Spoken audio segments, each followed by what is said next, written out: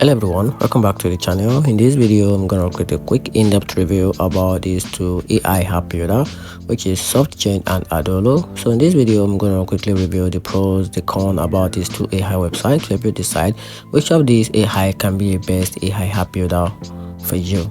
So let's dive into it. Talking about Softgen makes app creation lightning fast using AI prompts to generate full stack code in minutes.